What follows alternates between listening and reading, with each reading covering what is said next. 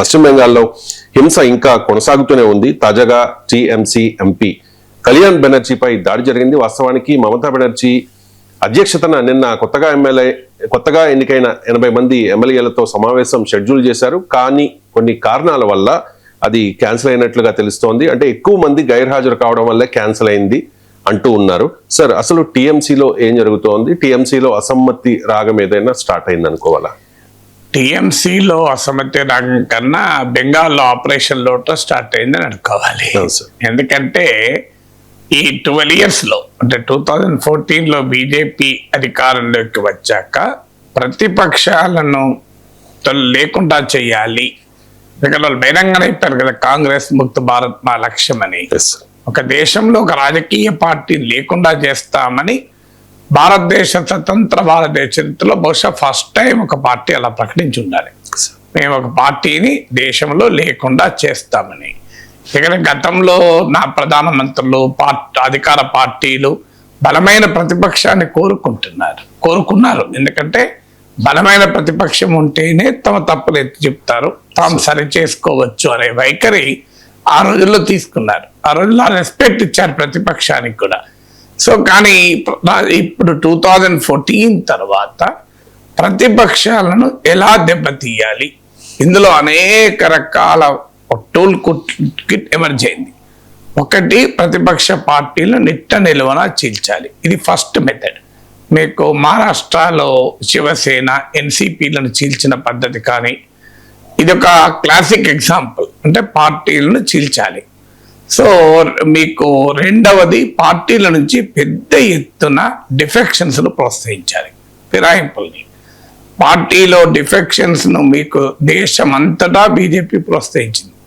మీకు ఆంధ్రప్రదేశ్లో తెలుగుదేశం నుంచి ఎంపీలను తీసుకున్నారు, బెంగాల్లో ఎమ్మెల్యేలను తీసుకున్నారు, మీకు కర్ణాటకలో, మధ్యప్రదేశ్లో, హిమాచల్ ప్రదేశ్లో మీరు చూడండి ఎన్ని రాష్ట్రాల్లో తన ప్రత్యర్థి రాజకీయ పార్టీల నుంచి ఎమ్మెల్యేలను తీసుకోవడము, అక్కడ ప్రభుత్వాన్ని కూల్చడము లేదా ప్రభుత్వాలు కూలుస్తామన్న ఇబ్బందులు తేవడము రెండవది.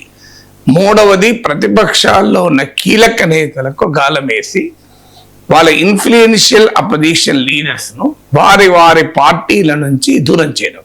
మధ్యప్రదేశ్లో జ్యోతిరాదిత్య సింధియా విషయంలో చూసాం, పంజాబ్లో కెప్టెన్ అమరేందర్ సింగ్ విషయంలో చూసాం, బెంగాల్లో సువేందు అధికారి, అస్సాంలో హేమంత్ బిశ్వా శర్మ, సర్వానంద్ సోనోవాల్, ఇలా మీరు లిస్ట్ తీస్తే అంతటా కనబడతారు మనకు. చూడండి మీరు.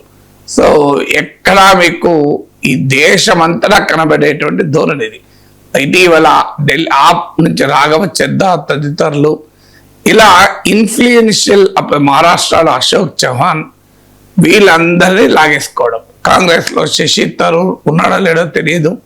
సో ఇలా ఇన్ఫ్లుయెన్షియల్ లీడర్స్ ఇన్ అపోజిషన్ను తమ వైపు తిప్పుకొని అపోజిషన్ను నిర్వీర్యించారు. ఇది మూడవది. నాలుగవది, అపోజిషన్ పాలిత ప్రభుత్వాలు కూల్చేయడం అవకాశం ఉంటే. ఇప్పుడు మధ్యప్రదేశ్లో కూల్చారు కదా, మధ్యప్రదేశ్లో కమల్నాథ్ నాయకత్వంలో కాంగ్రెస్ ప్రభుత్వం ఉంటే వాళ్ళ పార్టీలో తిరుగుబాటు ప్రోత్సహించి వాళ్ళ ఎమ్మెల్యే లాగేసుకొని వాళ్ళ మళ్ళీ ఎన్నికల ద్వారా మళ్ళీ తమ పార్టీ ఎమ్మెల్యేలుగా గెలిపించుకొని అక్కడ ప్రభుత్వాన్ని కూల్చేశారు.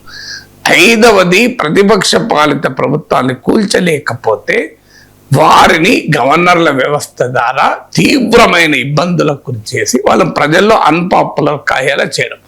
అంటే వారు తాము కోరుకున్నది ప్రజలకు చేయలేకుండా చేయడం. అది ఢిల్లీలో చూసాం, తమిళనాడులో చూసాం, కేరళలో చూసాం, బెంగాల్లో చూసాం, తెలంగాణలో చూసాం. దేశమంతా జరిగేటువంటి fifth method of kill opposition. So ఈ కిల్ అపోజిషన్ స్ట్రాటజీలో ఐదవ మెథడ్. ఆరో మెథడ్ ఏంటంటే అపోజిషన్ దేశద్రోహులుగా, హిందూ ద్రోహులుగా, ట్రైటర్స్గా, బిట్రేయర్స్గా ప్రజల ముందు తమ అనుకూల మీడియా, గోధీ మీడియా అంటారు, గోధీ మీడియా ద్వారా, సోషల్ మీడియా ద్వారా భయంకరమైన దాడులు చేయడం. ఇప్పటికీ మీరు చూడండి, మీకు రాహుల్ గాంధీ చైనా ఏజెంట్ అని, కాంగ్రెస్ పార్టీ చైనా పార్టీ అని. విచిత్రం ఏంటంటే అధికారంలో ఉన్నప్పుడు పార్టీల మధ్య సంబంధాలు ఉంటాయి. చైనా కమ్యూనిస్ట్ పార్టీ డెలిగేషన్ వచ్చి భారతీయ జనతా పార్టీ నాయకులతో సమావేశమయ్యారు, ఆర్ఎస్ఎస్ ఆఫీస్కు వెళ్ళారు. మరి వాళ్ళు అప్పుడు బీజేపీని చైనా ఏజెంట్ అనొచ్చా మనం? కానీ ఒక ప్రధాన ప్రతిపక్ష పార్టీని చైనా ఏజెంట్ అని, ప్రధాన ప్రతిపక్ష నేతను చైనా ఏజెంట్ అని బహిరంగంగా అటాక్ చేయడం, తమను అది అపోజిషన్ వాళ్ళను ప్రజల ముందు దెబ్బతీసలేచడం.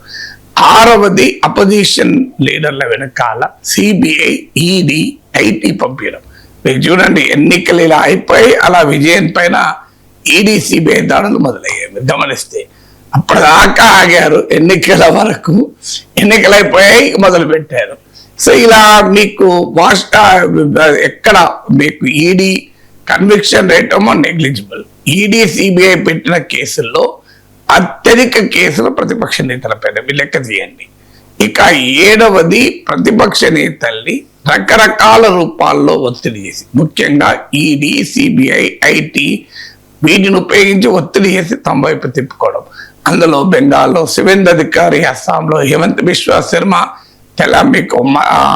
మీకు ఈ రకంగా తీసుకుంటే మహారాష్ట్రలో అశోక్ చౌహాన్, వీళ్ళంతా అవినీతి చరిత్ర ఉన్న నాయకులు. వాళ్ళ వెనకాల పైన సిబిఐ కేసులు ఉన్నాయి, ఈడీ కేసులు ఉన్నాయి.